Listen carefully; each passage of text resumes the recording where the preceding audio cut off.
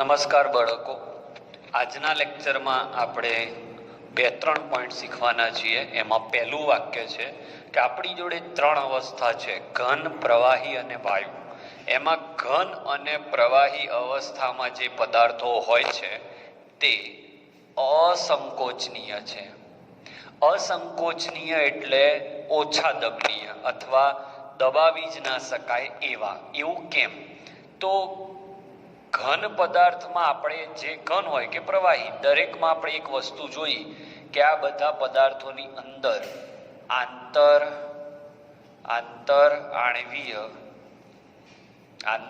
આણ્વીય આકર્ષણ બળ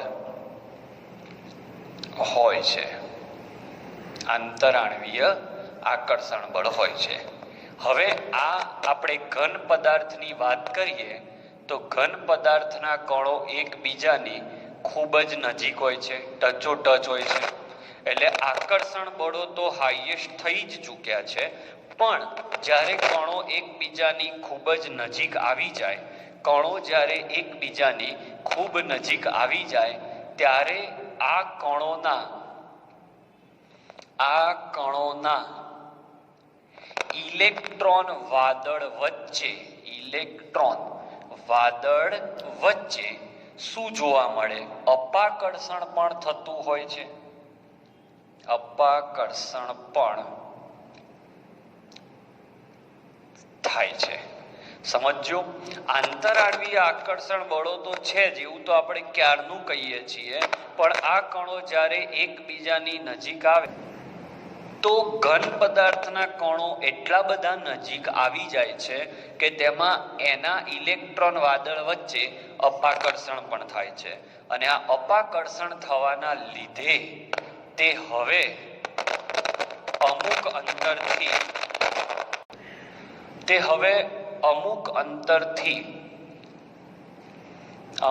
અંતરથી વધુ નજીક જઈ શકતા નથી. કેમ વધુ નજીક નથી જઈ શકતા? કારણ કે એટલા બધા નજીક જતા રહ્યા છે કે હવે એમની વચ્ચે જો વધારે નજીક લઈ જાઓ તો એના ઇલેક્ટ્રોન વાદળ વચ્ચે, આ ઇલેક્ટ્રોન વાદળ એક કણનું અને આ બીજા કણનું ઇલેક્ટ્રોન વાદળ, અને આ બંને ઇલેક્ટ્રોન વાદળ વચ્ચે જોરદાર અપાકર્ષણ પણ થાય છે. એટલે હવે તે વધારે નજીક જઈ શકતા નથી. એટલે ઘન અને આવું ને આવું પ્રવાહીમાં થાય. જ્યારે આપણે વાયુનો વિચાર કરીએ તો વાયુની અંદર કણો એકબીજાથી આ રીતે દૂર હોય છે. એટલે હજી આ લોકો એકબીજાથી દૂર હોવાથી તેમાં અપાકર્ષણ ઓછું હોય છે. એટલે તે કણો ને દબાણ આપો, તમે આને દબાણ આપો તો હજી એમની વચ્ચે જગ્યા છે એટલે કદાચ એ લોકો હજી નજીક આવે. દબાણ આપતા તે નજીક આવે છે. ઓકે, તો આ રીતે તમે વિચારી શકો છો. ઘન પદાર્થ અને પ્રવાહી પદાર્થમાં કણો ઓલરેડી નજીક હોય છે, એટલે એના કણોને હવે વધારે દબાણ આપી શકાતું નથી.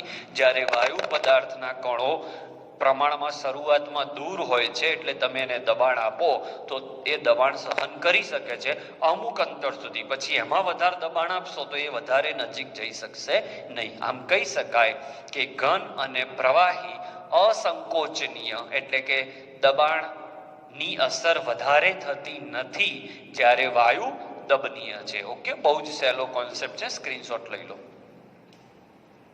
ચલો, બીજો નાનકડો ટોપિક કે દ્રવ્યની અવસ્થા નક્કી કરતા 2 પરિબળો કયા? તો આંતરાણ્વીય બળ અને ઉષ્મીય ઉર્જા. આંતરાણ્વીય બળ એ અણુઓને નજીક લાવવાનું કામ કરે, જ્યારે ઉષ્મીય ઉર્જા એટલે તમે તાપમાન વધારો તો એ અણુઓને દૂર લઈ જવાનું કામ કરે. એટલે આ બંને એકબીજાથી વિરુદ્ધ છે. તો આ બંને આકર્ષણ બળ અને ઉષ્મીય ઉર્જાના સમન્વયથી તમને ફાઇનલ આન્સર મળશે. જેમ કે ઘન પદાર્થમાં આંતર આણ્વીય આકર્ષણ બળો વધુ હોય એટલે એના કણો એકબીજાને જકડી રહે આ રીતે. હવે જો તમે આનું તાપમાન વધારો તો ઉષ્મીય ઉર્જા વધી જાય, અને ઉષ્મીય ઉર્જા વધી જાય તો આ કણો દૂર થવાનું ચાલુ થાય, દૂર થાય, અને દૂર થાય એટલે ઘન અવસ્થા ધીમે ધીમે શેમાં ફેરવાય? પ્રવાહીમાં ફેરવાય. સમજતા રહેજો. એટલે કોઈ પણ એક અવસ્થાને બીજા અવસ્થામાં ફેરવવા માટે માત્ર આકર્ષણ બળો જોવામાં નથી આવતા. આકર્ષણ બળોની સાથે સાથે ઉષ્મીય ઉર્જા પણ જોવામાં આવે છે. ઉષ્મીય ઉર્જા એટલે ઉષ્મા. તમે આને ઉષ્મા આપો તો આના કણો ગતિમાં આવી જાય. ગતિમાં આવે એટલે પોતાના આકર્ષણમાંથી છટકી જાય. બરાબર. આ જ વસ્તુ તમે પ્રવાહી માટે વિચારી શકો. પ્રવાહીમાં પણ આંતર આણ્વીય આકર્ષણ બળો પ્રમાણમાં મધ્યમ હોય છે. ઓકે, એટલે આ રીતે હોય. ચલો સમજી લો થોડા દૂર. હવે જો આનું તાપમાન વધારું તો ફરીથી ઉષ્મીય ઉર્જા વધી જાય. ઉષ્મીય ઉર્જા વધી જાય એટલે આ કણો ઓર દૂર થાય, અને હવે કણો દૂર થયા તો પ્રવાહીમાં કણો દૂર થાય તો એ શેમાં ફેરવાઈ જાય? વાયુમાં ફેરવાય. બોલો ક્લિયર? તો આ બધા સામાન્ય સામાન્ય પોઈન્ટ છે. ત્રીજો પોઈન્ટ લઈએ, બહુ મસ્ત કોન્સેપ્ટ છે આ, વાયુ. તો વાયુમાં આંતર આણ્વીય આકર્ષણ બળો એકદમ ઓછા હોય છે, ઓલરેડી બહુ ઓછા હોય છે, એટલે કણો એકદમ દૂર હોય છે. તો આમાં તાપમાન વધારવાનો કોઈ સવાલ જ નથી. એટલે જો આવા કણોમાં એવું તમે ના સમજો કે વાયુના કણોને, વાક્ય લખું છું, હવે આ વાયુના કણો દૂર દૂર છે, ઓકે, તો તમને એમ થાય કે વાયુના કણોને માત્ર દબાણ આપવાથી તે પ્રવાહીમાં ફેરવાય એવું નથી. માત્ર દબાણ આપવાથી કણો નજીક આવીને પ્રવાહીમાં ફેરવાઈ જાય એવું નથી હોતું. આ માટે તમારે એનું તાપમાન નીચું લાવવું પડે. તાપમાન નીચું લાવો એટલે ઉષ્મીય ઉર્જા ઘટે, અને ઉષ્મીય ઉર્જા ઘટે એટલે એ વાયુના કણો ભાગતા હતા એ નજીક આવશે અને શેમાં રૂપાંતર થશે? પ્રવાહીમાં. ત્યારે પ્રવાહીકરણ થાય. તો કોઈ પણ પદાર્થ સીધો કોઈ અવસ્થામાં જતો નથી. એના માટે બે પરિબળ જવાબદાર છે, અને બંને પરિબળ એકબીજાથી વિરુદ્ધ છે. એક છે આંતરાણ્વીય બળ, જે કણોને નજીક રાખવાનું કામ કરે, અને બીજું ઉષ્મીય ઉર્જા, જે કણોને દૂર લઈ જવાનું કામ કરે. ઘન પદાર્થમાં કણો નજીક હોય, પણ જો તમે તાપમાન વધારો તો એ દૂર થાય, પ્રવાહીમાં રૂપાંતર થાય. પ્રવાહીમાં કણો નજીક હોય, તાપમાન વધારો તો દૂર થાય, તો વાયુ બને. હવે વાયુના કણો ઓલરેડી દૂર છે, તો એને આપણે નજીક લાવવાનો પ્રયત્ન કર્યો, તો માત્ર નજીક લાવવાથી એ પ્રવાહી નથી બની જતા. નજીક લાવ્યા પછી એનું તાપમાન નીચું લાવવું પડે, ઠંડો પાડવો પડે, એટલે વાયુ પ્રવાહીમાં ફેરવાય. આમ માત્ર એક પરિબળથી અવસ્થા નક્કી થતી નથી. અવસ્થા નક્કી કરતા મુખ્ય બે પરિબળો કયા? એવો પ્રશ્ન પૂછાય તો આંતરાણ્વીય બળ અને ઉષ્મીય ઉર્જા. આનો સ્ક્રીનશોટ લઈ લો. હજી આના ઉપર 2-3 મુદ્દા હું લખું છું, સ્ક્રીનશોટ લઈ લો. આમ આપણે કહી શકીએ કે દ્રવ્યની અવસ્થા નક્કી કરતા મુખ્ય પરિબળો એક નથી, બે છે. એક પોઈન્ટ નંબર 1, હમણાં આપણે કહ્યું આંતર આણ્વીય આકર્ષણ બળ, અને બીજું ઉષ્મીય ઉર્જા. આ બંનેના સમતોલનથી જ નક્કી થાય. હવે આપણે પહેલા ચેપ્ટરમાં ભણ્યા હતા એ કે જો ઘન પદાર્થને ગરમ કરો તો પ્રવાહી, પ્રવાહીને ગરમ કરો તો વાયુ, એટલે તાપમાન વધારો, અને જો તાપમાન ઘટાડો તો પ્રવાહી, ફરીથી તાપમાન ઘટાડો તો ઘન. ઓકે, તો હવે આપણે અવસ્થાઓ નક્કી કરતા શીખી ગયા. હવે આપણે આ ચેપ્ટરમાં માત્ર પ્રવાહી અને વાયુની ચર્ચા કરીશું. એમાં આજે આપણે સ્ટાર્ટ કરીએ છીએ વાયુ અવસ્થા. લઈ લો સ્ક્રીનશોટ. ચલો, અતિશય સહેલો પોઈન્ટ છે એટલે મેં લખી રાખ્યો. વાયુ અવસ્થા શું છે? તો દ્રવ્યની 3 અવસ્થાઓ પૈકીની એક અવસ્થા, જે સૌથી સરળ અવસ્થા છે. આપણે જ્યાં જીવીએ છીએ આપણી આસપાસ હવાનું મહાસાગર છે, બરાબર. આપણી આસપાસ જે હવાનો મહાસાગર છે એને ટ્રોપોસ્ફિયર કહેવાય, જેના લીધે જ આપણું જીવન ટકી રહ્યું છે. આ આપણી આસપાસ ઢાલ સ્વરૂપે કામ કરે છે, જેમાં N2O2 પછી પાણીની વરાળ જેવા, ઓઝોન જેવા વાયુઓ હોય છે, જે સૂર્યમાંથી આવતા ખરાબ પારજાંબલી વિકિરણોથી આપણું જીવન બચાવે છે. વાયુ જાણવા જેવી વાત એ છે કે આવડું મોટું આવર્ત કોષ્ટક છે 118 તત્વોનું. એની અંદર સામાન્ય પરિસ્થિતિમાં, એટલે કે તમે ને હું જીવીએ છીએ એ પરિસ્થિતિમાં માત્ર 11 તત્વો જ વાયુ સ્વરૂપ છે. હાઇડ્રોજન છે, નાઇટ્રોજન, ઓક્સિજન, ફ્લોરિન, આ 4, અને સમૂહ 18 આખો 1 2 3 4 5 અને 6. તો આ hydrogen, nitrogen, oxygen, fluorine, chlorine, એટલે જો પહેલા સમૂહનું 1, 15મા સમૂહનું 1, 16માનું 1, 17માના 2 અને 18માના બધા. વાયુના લાક્ષણિકતાઓ જણાવો. આ તો રોજ જોઈએ છીએ. કદ અને આકાર ચોક્કસ ના હોય, જે પાત્રમાં ભરો એવું હોય એવો આકાર અને કદ ધારણ કરે. સંકોચનીય છે, દબાણ આપતા દબાવી શકાય છે. આંતરાણવીય અંતર, એટલે બે અણુ વચ્ચે અંતર ખૂબ વધારે છે. એક વાયુ બીજા વાયુમાં સરળતાથી મિશ્ર થઈ જાય. કેમ થઈ જાય? કારણ કે વાયુના આ એક વાયુના અણુઓ છે, સમજી લો, બરાબર. અને બીજા કલરનો વાયુ દોરું, આ બીજા કલરના વાયુના અણુઓ છે. તો આમની વચ્ચે ગેપ છે, એટલે આની અંદર સમાઈ જાય. જગ્યા છે એટલે સમાઈ જાય. એટલે વાયુ એકબીજામાં સરળતાથી મિશ્ર થાય, પણ લાકડાના ટુકડાને લોખંડના ટુકડા સાથે પકડી રાખો, મિશ્ર ના થાય. સીધી વાત છે. આ વાયુના અણુઓ પાત્રની દિવાલ સાથે અથડાય તો જે બિંદુએ અથડાય ત્યાં દબાણ ઉત્પન્ન કરે છે. એટલે આ ટોપિક તો મજાક થઈ ગઈ છે, પણ ચોપડીમાં હતો એટલે ચલાયો. સ્ક્રીનશોટ લઈ લો. ચલો, હવે જે ચેપ્ટર આગળ વધવાનું છે એ આ શબ્દ પર વધવાનું છે, વાયુના નિયમો. આપણે જોયું કે આપણી પાસે 3 અવસ્થા છે, ઘન, પ્રવાહી અને વાયુ. એમાં સૌથી સરળ અવસ્થા વાયુ છે. તો વાયુના જે જુદા જુદા જથ્થાત્મક ગુણધર્મો છે, જેવું કે દબાણ, તાપમાન, કદ, મોલ, આ બધા એકબીજા સાથે કેવી રીતે સંકળાયેલા છે? તો વાયુના જથ્થાત્મક ગુણધર્મો વચ્ચેનો સંબંધ દર્શાવતા નિયમોને વાયુના જથ્થાત્મક ગુણધર્મો કયા કયા છે? દબાણ, કદ, તાપમાન, મોલ, આ બધા વચ્ચે રિલેશન દર્શાવતા જે નિયમો આયા એને વાયુના નિયમ કહેવાય છે. સૌ પ્રથમ વાયુના નિયમો બોયલે આપ્યા. એના પછી હવાના બલૂન, આપણે કાંકરિયા જોયું હશે, બલૂન ઉપર ઉડતા હોય છે. એ બલૂન કેવી રીતે હવામાં ઉડાડવું એના ઉપર કામ કર્યું ચાર્લ્સ. અને આ બંનેના કામને જોઈને અમુક બીજા વૈજ્ઞાનિકો પ્રોત્સાહિત થયા. ગેલ્યુસેક અને એવોગેડ્રોએ પણ આ નિયમો પ્રસ્થાપિત કર્યા. તો આપણે 1 બાય 1 બધા નિયમો શીખવાના છે. હવે ચેપ્ટર બહુ જ મજા આવે એવું અને સહેલું છે. તો પહેલો પોઈન્ટ આપણે સ્ટાર્ટ કરીએ, બોયલનો નિયમ. સૌ પ્રથમ આજે આપણે બોયલનો નિયમ શીખીશું. બહુ જ સહેલો છે.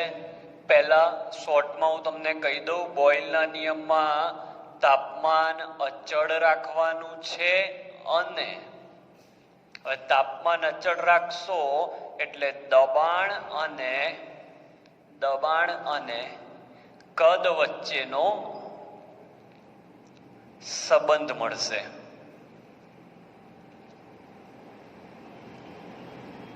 બરાબર? તો યાદ રાખવાની ટેકનિક, બોટી એટલે બોઇલના નિયમમાં તાપમાન અચળ રાખવાનું છે. ઓકે, હવે હું નિયમ સમજાવું, નિયમ લખું એ પહેલા હું ઓલવેઝ જેમ કહેતો હોઉં છું એમ પહેલા માહિતી મેળવો પછી નિયમ બનાવો. તમે મને જવાબ આપજો કે આ એક વાયુ છે જે 2 લિટરનો વાયુ છે. અત્યારે આના પર મેં 1 બાર દબાણ લગાડ્યું છે. કેટલું દબાણ લગાડ્યું છે? 1 બાર. તાપમાન બદલાવા દેવાનું નથી. તાપમાન બદલાવા નથી દેવાનું એને જ કહેવાય અચળ તાપમાન. અચળની જગ્યાએ ઘણી જગ્યાએ નિયત શબ્દ પણ વાપરે તો ગભરાઈ નહીં જવાનું, બંનેનો અર્થ એક જ થાય. હવે મને એમ કહો બાળકો, આ જે ફુગ્ગો છે એ ફુગ્ગામાં મેં 2 લિટર વાયુ ભર્યો છે. હવે આ ફુગ્ગાને હું વધારે દબાણ આપું, સમજી લો કે મેં 2 બાર દબાણ આપ્યું, તો આ ફુગ્ગાનું કદ ઘટી જશે અને 1 લિટર થઈ જશે. કેમ? હું આને પ્રેશર આપીશ એટલે ફુગ્ગો દબશે. તો આ સાબિત કરે છે કે દબાણ આપવાથી સીધું જ છે સમજવા માટે, દબાણ વધારવાથી તમે પણ ઘરે પ્રયત્ન કરી શકો છો. દબાણ વધારવાથી કદમાં ઘટાડો ન થાય છે. તો એનો મતલબ એ થયો કે દબાણ વધે છે ત્યારે કદ ઘટે છે. તો એક વધતું હોય અને બીજું ઘટતું હોય એને વ્યસ્ત પ્રમાણ કહેવાય. શું કહેવાતું હોય છે બાળકો? વ્યસ્ત પ્રમાણ. બરાબર. તો વ્યાખ્યા શું થશે? સોરી, નિયમ શું થશે? તો અહીંયા લખું છું, નિયત તાપમાને, ચલો આ શબ્દ તો ક્લિયર, નિયત તાપમાન અથવા અચળ તાપમાન. નિયત તાપમાને નિશ્ચિત જથ્થાના, એટલે તમારે વાયુ જે લીધો હોય એટલો જ, જથ્થો નહીં બદલવાનો. નિશ્ચિત જથ્થાના, જથ્થો એટલે દળ, નિશ્ચિત જથ્થાના વાયુનું દબાણ, વાયુનું દબાણ, આ વાયુનું દબાણ એ તે વાયુના કદના, એ તે વાયુના, ગોખવાનું બિલકુલ નથી, તે વાયુના કદના વ્યસ્ત પ્રમાણમાં, વ્યસ્ત પ્રમાણમાં હોય છે. છે ને? ગોખવાની કોઈ જરૂર જ નથી. તો આનું ગાણિતિક સૂત્ર શું થાય? તો ગાણિતિક સૂત્ર કંઈક આવું થાય. આ તો આપણે મુદ્દો લખ્યો કે પી ચલે છે 1/v, આવું થાય. દબાણ એ કદના વ્યસ્ત પ્રમાણમાં છે. ચલન કાઢીએ એટલે અહીંયા આવશે બરાબર k/v, જ્યાં k બરાબર અચળાંક. ઓકે, કોઈ પણ ચલન કાઢો, આને ચલન કહેવાય, ચલન કાઢો એટલે અચળાંક આવે છે. હવે જો હું વાયુ હોય, જે વાયુ એને 2 અલગ અલગ પરિસ્થિતિમાં કહું તો આ પહેલું દબાણ, આ પહેલું કદ, એટલે આ P1 કહેવાય, આ V1 કહેવાય. આ બીજું દબાણ, આ બીજું કદ. તો પહેલું દબાણ P1 ત્યારે કદ હતું V1, બહુ જ સહેલું છે, અતિશય સહેલું. બીજું દબાણ P2 કર્યું ત્યારે કદ થશે V2. હવે બંનેનો ભાગાકાર લઈ લઉં તો P1/P2 બરાબર k ભાગ્યા V1, k ભાગ્યા V2. કે ઉડી ગયા, છેદનો છેદ અંશમાં જાય, તો P1/P2 છેદનો છેદ અંશમાં ગયો એટલે V2/V1. બહુ જ સહેલું. ચોકડી ગુણાકાર કરી દો તો P1V1 બરાબર P2V2 સૂત્ર લાગે. Very easy example. ઓકે, નિયમ થઈ ગયો, ગાણિતિક સ્વરૂપ થઈ ગયું. ઓકે, હવે હું આનો આલેખ દોરીશ, પછી એની ઉપયોગિતા લખીશ, એટલે બોઇલનો નિયમ પૂરો થશે. ક્લિયર છે? આટલાનો સ્ક્રીનશોટ લઈ લો. બહુ જ સહેલો પોઈન્ટ, તમે ગોખશો તો નહીં આવડે. મારી ટેકનિક યાદ રાખો, બોટી એટલે બોઇલના નિયમમાં તાપમાન બદલ્યા વગર આગળ વધો. તાપમાન બદલશો નહીં અને ચેક કરો કે દબાણની અસર કદ ઉપર શું થાય છે. જો તમે તાપમાન પણ બદલો અને દબાણ પર બદલો તો તમને ખબર ના પડે કે અસર કોની થાય છે, દબાણની કે તાપમાનની. એટલે જ્યારે દબાણનો અભ્યાસ કરતા હોય તો તાપમાન અચળ કરી દેજો, અને તાપમાનની અસર ચેક કરતા હોઈશું તો દબાણ અચળ કરી દઈશું. એટલે બોયલે તાપમાન અચળ રાખ્યું હતું, એટલે બોટી એની ટેકનિક છે.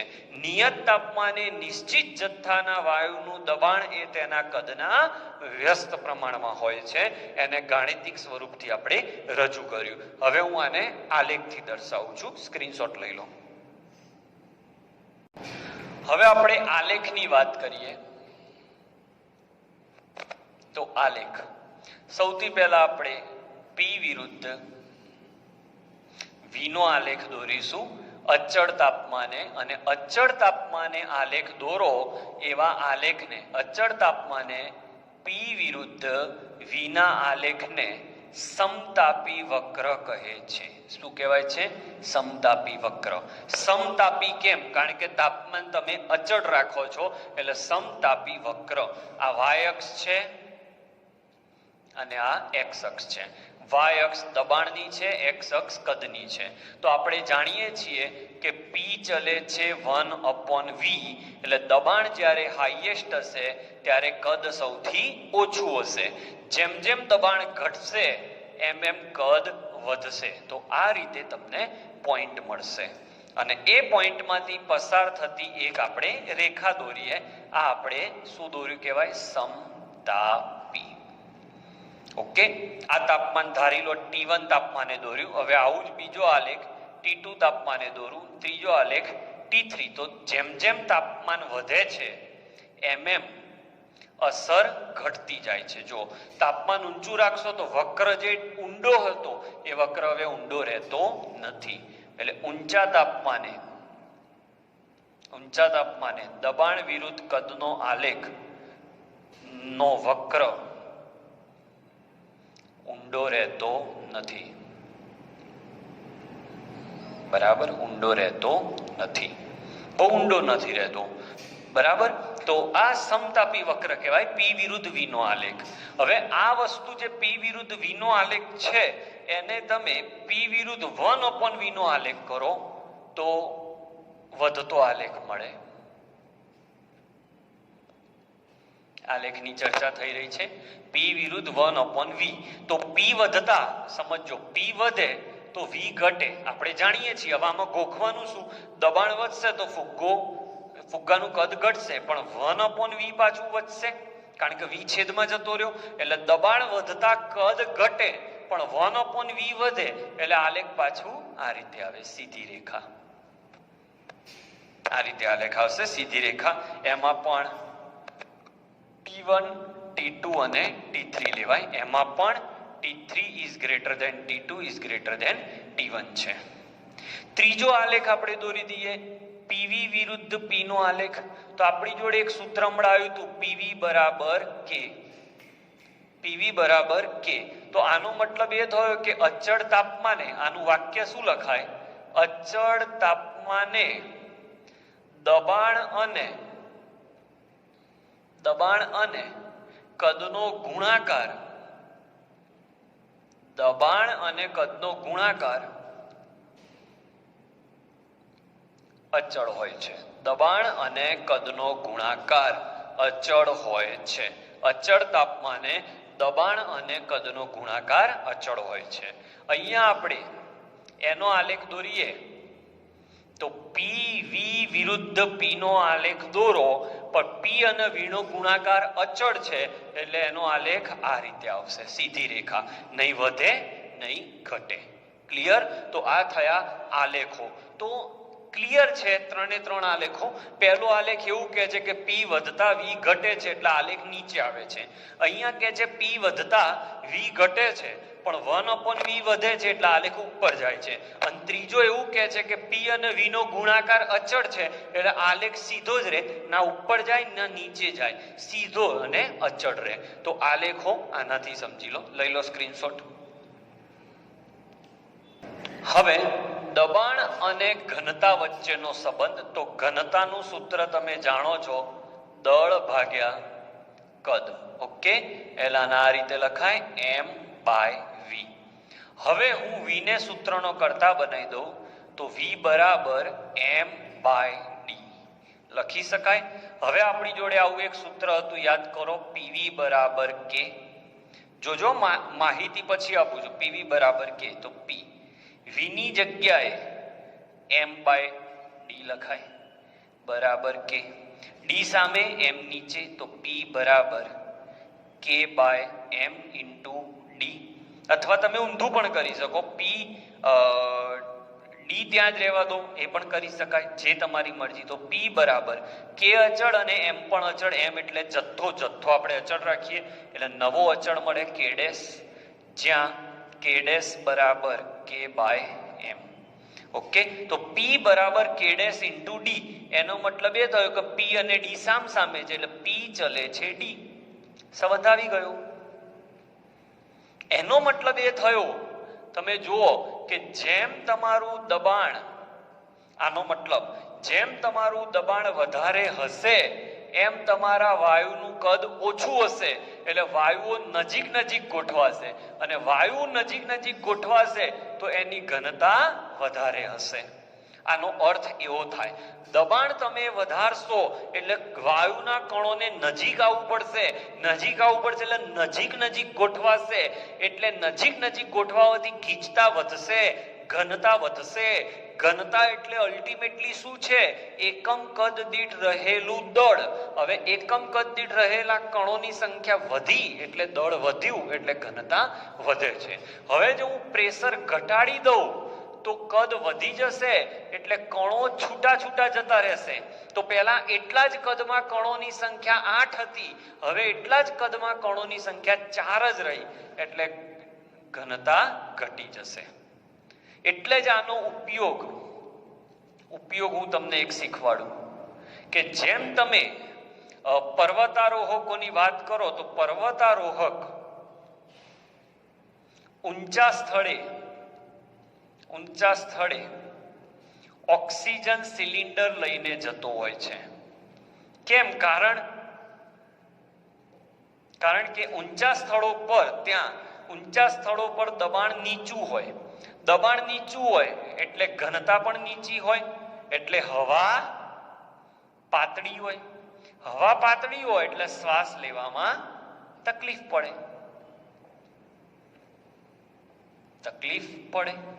તમે કોઈ હિલ સ્ટેશન જાઓ, માઉન્ટ આબુ જેવા હિલ સ્ટેશન, માઉન્ટ આબુ તો બહુ નીચું કહેવાય, પણ કોઈ બહુ જ ઊંચા સ્થળે જાઓ હિલ સ્ટેશન ઉપર, તો હિલ સ્ટેશન ધારો કે આ રીતે હિલ સ્ટેશન છે, તો આ એની તળેટી છે, તો તળેટી પર વાયુઓનું દબાણ વધારે હોય એટલે વાયુની ઘનતા વધારે હોય એટલે શ્વાસ સરળતાથી લેવાય. બહુ ઈઝી કોન્સેપ્ટ છે, તમે જાતે એપ્લાય કરી શકો.